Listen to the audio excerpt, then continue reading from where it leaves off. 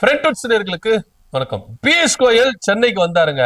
வந்த கையோட இந்தாங்க உங்களுக்கு 27 தொகுதி வச்சுக்கோங்க அப்படின்னு சொல்லிட்டு எடப்பாடி பழனிசாமி பிரிச்சு கொடுத்துட்டாரு. இப்ப பாஜகவில் என்ன பிரச்சனைனா யாராருக்கு என்னென்ன தொகுதி அப்படின்றத டிக்ளேர் பண்ணுங்க அப்படின்ற ஒரு விஷயத்துல பியூஷ் கோயல ஒருத்தர் மாத்தி மாத்தி சந்திச்சுட்டு இருக்காங்க. நம்ம பழைய மாநில தலைவர் அண்ணாமலை அவர்கள் அப்படி போய் சந்திச்சிருக்கிறாரு.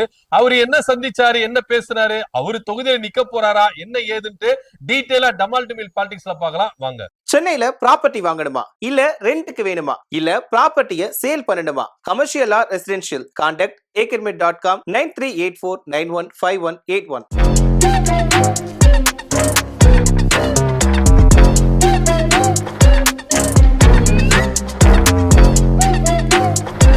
தேர்தல் திருவிழா ஸ்டார்ட் ஆயிடுச்சு. எல்லா கூட்டணி கட்சிகளும் ரொம்ப விறுவிறுப்பா வேலைகளை பார்த்துட்டு இருக்கிறாங்க. என்டிஏ கூட்டணியில மட்டும் என்ன பண்ணுச்சுன்னா இழுப்பறி நீடிச்சுட்டே இருந்தது. யாராருக்கு எத்தனை தொகுதி அப்படின்றது ரொம்ப இழுப்பறியா இருந்தது. கடந்த நாட்கள்ல அதுக்கு எல்லாத்துக்குமே ஒரு இறுதி வடிவம் கொடுத்தாச்சு. எல்லா கட்சிக்கும் ஆல்மோஸ்ட் எல்லா கட்சிக்கும் என்ன பண்ணிட்டாங்க, இந்த கட்சிக்கு இத்தனை தொகுதி, அந்த கட்சிக்கு இத்தனை தொகுதின்னு சொல்லிட்டு என்ன பண்ணாங்க, பிரிச்சு கொடுத்துட்டாங்க. இதுல பாஜகவுக்கு 27 தொகுதி அப்படின்றது டிக்ளேர் ஆயிடுச்சு, முடிவாயிருச்சு. இந்தாங்க 27 தொகுதி பிடிச்சுக்கோங்க, அன்புமணிக்கு 18 தொகுதி பிடிச்சுக்கோங்க, அம்மா மக்கள் முன்னேற்ற கழகத்துக்கு இந்தாங்க உங்களுக்கு 11 தொகுதி அப்படின்னு சொல்லிட்டு என்ன பண்ணிட்டாங்க, பிரிச்சு கொடுத்துட்டாங்க. இப்ப என்ன பிரச்சனை அப்படின்னு பாத்தீங்கன்னா, பாஜகவில 27 தொகுதி கொடுத்துட்டாங்க. ஆனா அந்த 27 தொகுதியிலும் எந்தெந்த தொகுதி அப்படின்றது ஒரு பெரிய இழுப்பறியில போகும் அப்படின்னு பார்த்தாலும், பாஜகவுல யாராருக்கு சீட்டு 27 சீட்டு அப்படின்றதுல இந்த 27 பேர் லிஸ்ட்ல யாராரு பேர் வரப்போகுது அப்படின்றத இப்போ பாஜகக்குள்ள என்ன பண்ணிக்கிறாங்க, முந்தி அடிச்சுக்கிறாங்க. இதுல எல்லா பாஜக தலைகளும் நிப்பாங்க அப்படின்னு தான் எதிர்பார்க்கப்படுது. குறிப்பா வந்து பாத்தீங்கன்னா நயினார் நாகேந்திரன், அண்ணாமலை அவர்கள், அதே போல வந்து பாத்தீங்கன்னா வானதி சீனிவாசன், அப்புறம் வந்து பாத்தீங்கன்னா தமிழிசை சவுந்தரராஜன் அக்கா. எச் ராஜா பொறுத்த வரைக்கும் உடல்நிலை கருதி அவர் தேர்தல நிக்கலாமா வேண்டாமா அப்படின்ற டிஸ்கஷன்ல இருக்கிறாரு அப்படின்னு பேசப்பட்டு சமீபத்தில் அவருக்கு உடல்நிலை குறைவு ஏற்பட்டது. சோ மருத்துவமனையில மருத்துவரோட டைரக்ட் கண் பார்வையில அவர் என்ன பண்ணாரு, ட்ரீட்மெண்ட் எடுத்துட்டு இருக்காரு. சோ இப்போ வந்து பாத்தீங்கன்னா அவர் திரும்பவும் எலெக்ஷனுக்குள்ள வந்தானா பிரச்சாரங்கள் மேற்கொள்ள வேண்டியது இருக்கு, வெயில் இருக்கு, பல இடர்களை அவர் என்ன பண்ணும் சந்திக்கணும். சோ அதனால உடல்நலை கருதி அவர் தேர்தல நிக்கணுமா வேண்டாமா அப்படின்றத அவர் தான் முடிவு பண்ணணும் அப்படின்ற ஒரு நிலைப்பட்டுக்கு பாஜக வந்துருச்சு. ஒருவேளை எச் ராஜா அவர்கள் நான் தேர்தல் நிக்கிறேன் அப்படின்னு அவரு முடிவெடுத்தாருன்னா பாஜக அவருக்கு சீட்டு கொடுக்கறதுக்கு தயாரா இருக்கிறாங்க. இல்ல வேண்டாம் அப்படின்னு சொன்னாங்கன்னா அவருக்கு சீட்டு இல்ல அப்படின்றத பாஜக முடிவெடுக்கிறத ஒரு இடத்துல இருக்கிறாங்க. சோ இப்படியா பெருந்தலைகள் எல்லாருமே என்ன பண்ண போறாங்க, இந்த தேர்தலை நிக்க போறாங்க அப்படின்றது முடிவாயிருச்சு. ஆனா யாராருக்கு எந்தெந்த தொகுதிகள் அப்படின்ற ஒரு நிலைப்பாட்டுல இன்னும் முடிவு வரல அப்படின்றத நிதர்சனம் இருக்கு. இந்த விவகாரம் போயிட்டு இருக்கும் பொழுது இப்ப பாஜகவில் இருக்கிற பெருந்தலைவர் ஒவ்வொருத்தரா என்ன பண்றாங்க, சென்னைக்கு வந்திருக்கிற பியூஷ் கோயல போய் சந்திச்சு பேசிட்டு வந்திருக்காங்க. இதுல அண்ணாமலை அவர்கள், முன்னாள் பாஜக மாநில தலைவர் அண்ணாமலை அவர்கள் என்ன பண்ணிருக்காரு, சந்தித்து பேசியிருக்கிறாரு.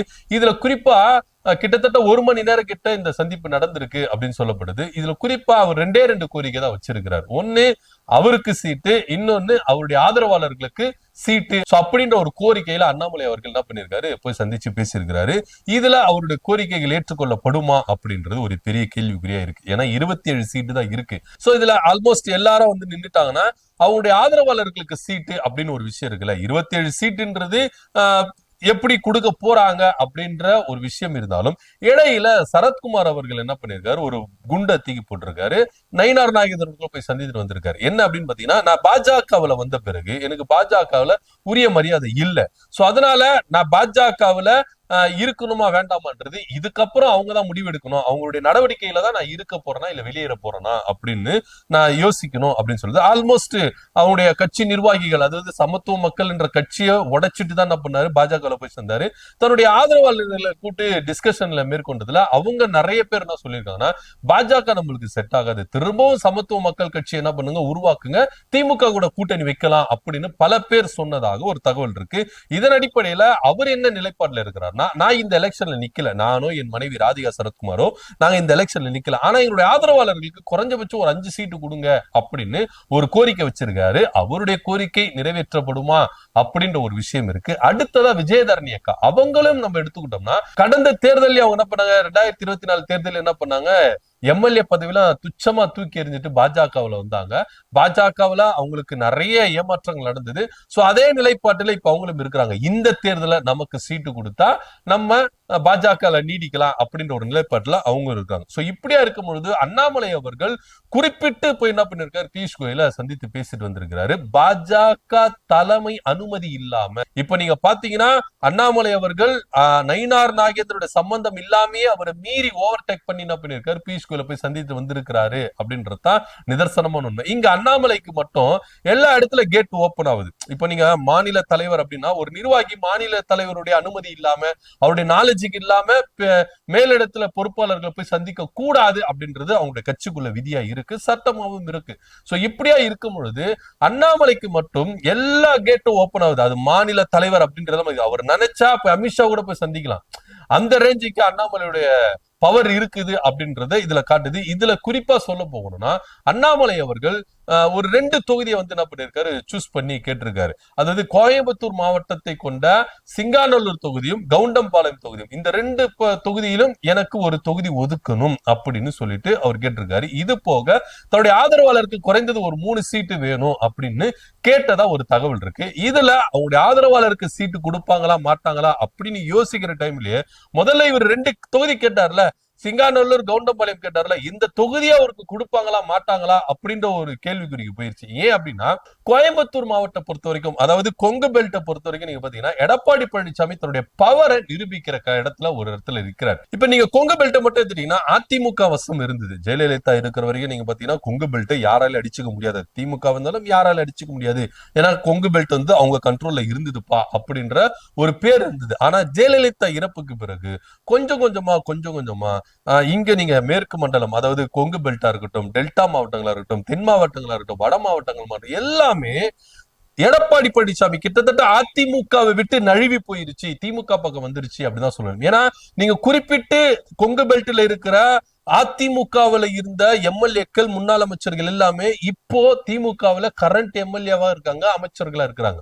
குறிப்பா சொல்ல போறோம்னா முத்துசாமி போன்றவர்கள், அதே போல பாத்தீங்கன்னா செந்தில் பாலாஜி போன்றவர்கள் இப்ப என்ன பண்றாங்க, திமுகவுல மினிஸ்டரா இருக்கிறாங்க. இப்ப செந்தில் பாலாஜி என்ன ஒரு கிஃப்ட் கொடுக்குறேன் திமுக தலைவர் ஸ்டாலின் அவர்களுக்கு, என்னுடைய பரிசா என்ன தரேன் அப்படின்னு பாத்தீங்கன்னா ஒட்டு மொத்தமா கொங்கு பெல்ட்ல இருக்கிற எல்லா தொகுதியையும் திமுக வசத்தை நான் கொண்டு வரேன் அப்படின்னு சொல்லி இருக்கிறாரு. இது இல்லாம அட்லீஸ்ட் நானு முக்காவாசி தொகுதியில என்ன பண்றேன், திமுக வசத்தை நான் என்ன பண்றேன் கொண்டு வரேன் அப்படின்னு ஒரு சபதம் ஏற்றிருக்கிறார். சோ அதனால கொங்கு பெல்ட் அப்படின்றது திரும்பவும் அதிமுகவின் கோட்டை அப்படின்னு நிரூபிக்கிற இடத்துல எடப்பாடி பழனிசாமி இருக்கிறார் அப்படின்றதுல எந்தவித மாற்று கருத்து இல்லை. சோ இப்போ பாஜக கொங்கு பெல்ட்ல அண்ணாமலையை வச்சு தன்னுடைய அதிகாரத்தை ஸ்தாபனத்தை அங்க உண்டு பண்ணணும் அப்படின்னு சொல்லிட்டு பாஜக ஒரு பக்கம் என்ன பண்றாங்க, முயற்சிக்கிறாங்க. சோ இந்த ஒரு போட்டி தான் அதிமுக பாஜகவுக்குள்ள நிலவுது. நீங்க தொகுதியை பிரிச்சிடலாம், உங்களுக்கு 27 தொகுதி அப்படின்றது பிரிச்சிடலாம். ஆனா எந்தெந்த தொகுதி அது இன்னும் டிக்ளேர் பண்ணவே இல்லையே. இப்ப பாஜக என்ன நினைக்கிறாங்கன்னா எங்கெல்லாம் அதிமுக வலுவா இருக்குதோ அந்த தொகுதியில நம்ம, ஏன்னா இப்ப நீங்க கடந்த தேர்தலில் 20 தொகுதியை கொடுத்து 4 இடத்துலதான் ஜெயிச்சாங்க. இப்ப 27 தொகுதியில இரட்டை இலக்குல நம்ம என்ன பண்ணணும், சட்டமன்றத்துக்குள்ள போகணும் அப்படின்ற ஒரு எண்ணத்துலதான் பாஜக ரொம்ப முயற்சிக்கிறாங்க. சோ குறிப்பிட்ட அளவுல அதிமுக எங்கெல்லாம் வலுவா இருக்குதோ அந்த தொகுதியில டார்கெட் பண்ணிக்கலாம். இப்ப திருப்பரங்குன்றம் தொகுதியா இருக்கட்டும், அதே போல இப்ப நான் சொன்ன மாதிரி சிங்காநல்லூர், கவுண்டம்பாளையம் தொகுதியா இருக்கட்டும், இப்படியா எல்லா தொகுதியிலும் ஒரு குறிப்பிட்ட தொகுதிகளை அதிமுக வசம் இருக்கிற தொகுதியை பாஜக கைப்பற்ற நினைக்குது. சோ அதனாலதான் கொங்கு பெல்ட்ல தன்னுடைய கட்டமைப்பை பாஜக மாநில தலைவரா இருந்த பொழுதே அண்ணாமலை அவர்கள் ரொம்ப ஸ்ட்ராங் பண்ணிட்டார். இப்ப கொங்கு பெல்ட்ல அண்ணாமலை சொன்னாதான் அதிமுகவுக்கே ஓட்டு அப்படின்ற ரேஞ்சுக்கு என்ன பண்ணிச்சு, கொங்கு பெல்ட் அண்ணாமலை கண்ட்ரோல்ல வந்துருச்சு. சோ அண்ணாமலைய கொங்கு பெல்ட்ல ஒரு தவிர்க்க முடியாத சக்தியா மாத்தணும் அப்படின்னா அவர் கேட்கிற தொகுதியில கொடுக்கணும், அவர் எந்தெந்த ஆதரவாளர்கள் கேட்கிறாரோ அந்த தொகுதியை கொடுக்கணும் அப்படின்னு ஒரு மனநிலைமைக்கு பாஜக வருமா, ஒருவேளை பாஜக வந்தாலும் அது அதிமுக அனுமதிக்குமா அப்படின்ற ஒரு பெரிய கேள்விக்குறியா இருக்கு. ஏன்னா ஏற்கனவே எடப்பாடி பழனிசாமிக்கும் அண்ணாமலை அவர்களுக்கும் ஏகப்பட்ட போட்டி பொறாமைகள் வந்தது அப்படின்றது நிதர்சனமான உண்மை. இதன் அடிப்படையில தான் 2024 நாடாளுமன்ற தேர்தலில் பாஜக கூட்டணியிலிருந்து அதிமுக வெளியே வந்ததையும் ஓப்பனாவே சொன்னாங்க, அதிமுக இருக்கிறாங்க. சோ அப்படி இருந்தாலும் அதிமுக போனாலும் பரவாயில்லப்பா, நான் என் தலைமையில ஒரு கூட்டணியை கட்டமைச்சு நான் 2வது இடத்துக்கு வந்து காட்டுறேன் அப்படின்னு சொல்லிட்டு பாஜக அதிமுகவை பின்னுக்கு தள்ளி 2ஆம் இடத்துல வந்ததையும் இங்க நம்ம கலை யதார்த்தமா பார்க்க வேண்டிய ஒரு விஷயமா தான் இருக்கு. சோ அதனால அண்ணாமலைக்குன்னு ஒரு பவர் இருக்கு தமிழ்நாட்டுல பாஜகவை பொறுத்த வரைக்கும், அதுவும் குறிப்பா கொங்கு பெல்ட்ல இருக்குது அப்படின்றத கடந்த நாடாளுமன்ற தேர்தலையும் அது எதிரொலிச்சது அப்படின்றதுதான் நிதர்சனமான உண்மையா இருக்குது. சோ இப்படியா இருக்கும் பொழுது எடப்பாடி பழனிசாமி என்ன சொல்றாருன்னா, இவருக்கு பல்லடம் தொகுதியில் நிக்கட்டும், எங்களுக்கு அதை பத்தி ஆட்சேபனையே இல்லை, ஆனா கோயம்புத்தூர்ல இருக்கிற அந்த தொகுதியில நாங்க விட்டு தர மாட்டோம். கடந்த சட்டமன்ற தேர்தலில் வானதி சீனிவாசனுக்கு மட்டும் ஒரு தொகுதி கொடுத்தாங்க, ஆனா அந்த தொகுதியில அவங்க ஜெயிச்சாங்க. சோ அது போலதான் இந்த தடவை கொங்கு பெல்ட் அப்படின்றது என் கண்ட்ரோல்ல, அதாவது அதிமுக கோட்டையா மாத்தணும் அப்படின்ற ஒரு கட்டாயத்துல இருக்கிறதுனால எடப்பாடி பழனிசாமி கோயம்புத்தூர் மாவட்டத்தில் இருக்கிற சிங்காநல்லூர் கவுண்டம்பாளையம் தொகுதியை விட்டு கொடுப்பாரா அப்படின்னு. ஏன்னா அந்த தொகுதியில ஆல்ரெடி அதிமுகவினர் அங்க நின்று இருக்காங்க.